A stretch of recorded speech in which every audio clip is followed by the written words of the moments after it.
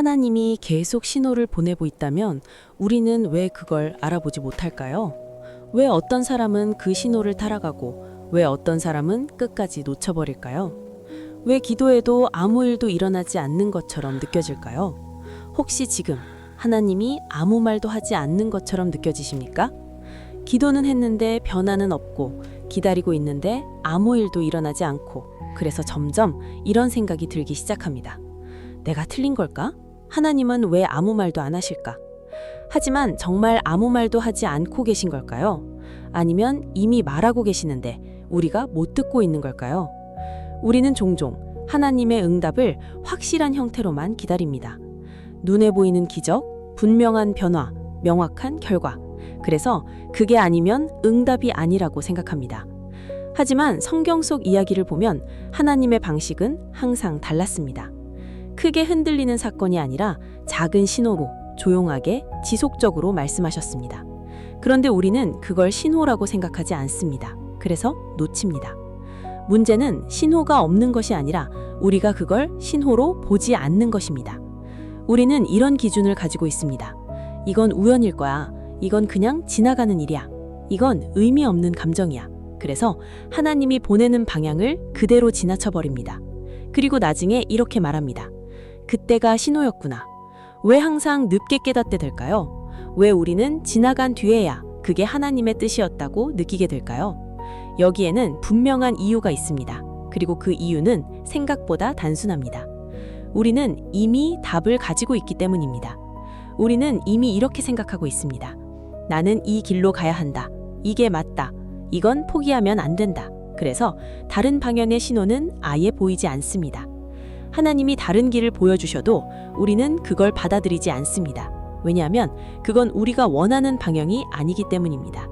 그래서 우리는 듣지 않습니다. 정확히 말하면 들을 수 없는 상태입니다. 이게 문제의 시작입니다.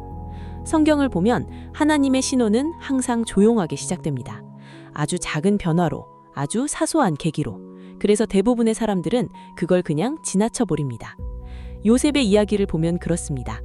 그는 형들에게 버림받았습니다. 노예로 팔려갔고 감옥에까지 갇히게 됩니다. 그 상황만 보면 완전히 무너진 인생입니다. 그런데 그 모든 과정이 하나님의 계획 안에 있었습니다. 하지만 그 순간에 요셉은 알지 못했습니다. 그저 이해할 수 없는 상황이 계속 이어졌을 뿐입니다. 다윗도 마찬가지입니다. 기름 부음을 받고도 곧바로 왕이 되지 않았습니다. 오히려 도망치는 시간이 더 길었습니다. 왜 이런 일이 계속 일어날까요? 왜 하나님은 바로 결과를 보여주지 않고 과정을 통해 말씀하실까요? 이유는 단순합니다. 우리가 결과만 보려고 하기 때문입니다. 우리는 항상 이렇게 생각합니다. 이게 맞다면 지금 당장 좋아져야 한다.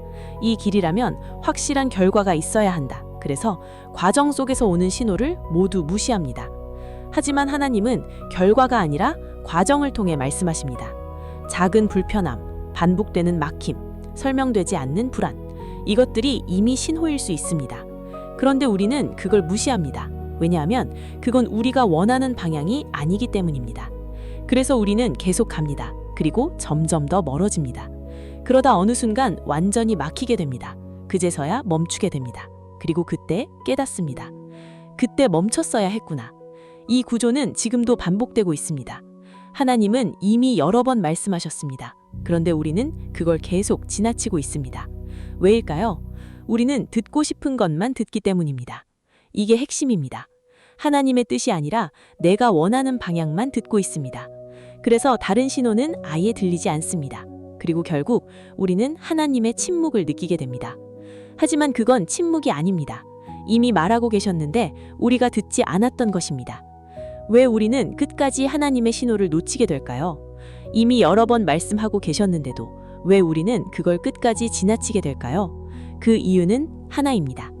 우리는 놓고 싶지 않기 때문입니다. 우리는 이미 붙잡고 있는 것이 있습니다. 사람일 수도 있고 선택일 수도 있고 내가 만든 계획일 수도 있습니다. 그리고 우리는 그걸 하나님의 뜻이라고 믿고 싶어 합니다. 그래서 다른 방향의 신호는 받아들이지 않습니다. 왜냐하면 그건 내가 원하는 답이 아니기 때문입니다. 그래서 우리는 기도를 합니다.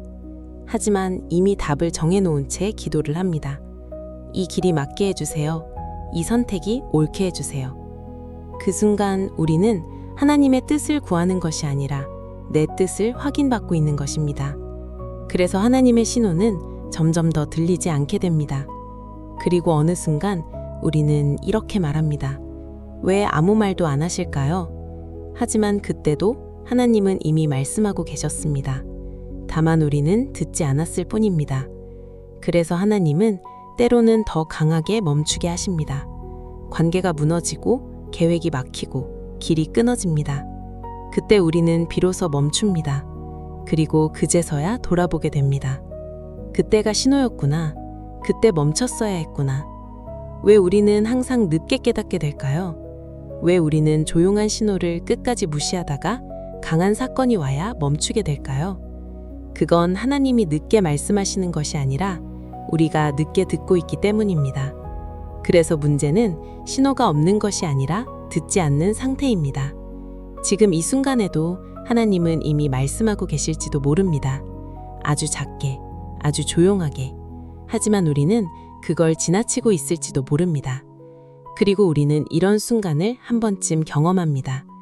설명할 수 없지만 계속 마음에 걸리는 선택, 계속 불편하게 만드는 상황, 이상하게 반복되는 흐름. 우리는 그것을 그냥 느낌이라고 넘겨버립니다. 하지만 그 순간이야말로 이미 시작된 신호일 수 있습니다. 하나님은 항상 크게 흔들기 전에 작게 말씀하십니다. 하지만 우리는 그 작음을 무시합니다. 그래서 결국 더 큰 멈춤을 경험하게 됩니다. 지금 당신에게도 이미 몇 번의 신호가 지나갔을지도 모릅니다. 단지 그것을 신호로 받아들이지 않았을 뿐입니다. 그래서 다시 묻겠습니다. 지금 이 순간 당신의 마음에 남아있는 그 불편함은 정말 아무 의미 없는 것일까요? 아니면 이미 들려오고 있는 하나님의 음성은 아닐까요? 그래서 묻겠습니다. 지금 당신이 놓지 못하고 있는 그것은 정말 하나님의 뜻입니까? 아니면 당신이 붙잡고 싶은 마음입니까? 지금 당신이 가고 있는 길은 정말 하나님이 인도하시는 길입니까? 아니면 이미 알고 있으면서도 계속 가고 있는 길은 아닙니까?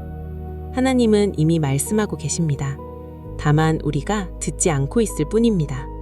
그래서 우리는 지금 이 순간 다시 물어야 합니다. 나는 지금 무엇을 듣고 있는가? 그리고 무엇을 외면하고 있는가? 이 영상이 당신에게 조금이라도 멈추는 시간이 되었다면 그것도 하나의 신호일 수 있습니다. 함께 이 여정을 계속 가고 싶다면 구독과 좋아요로 옆에 함께 해주십시오. 지금 이 순간에도 당신에게 보내지는 신호는 이미 시작되고 있을지도 모릅니다. 당신은 지금 무엇을 듣고 계십니까? 그리고 무엇을 외면하고 계십니까?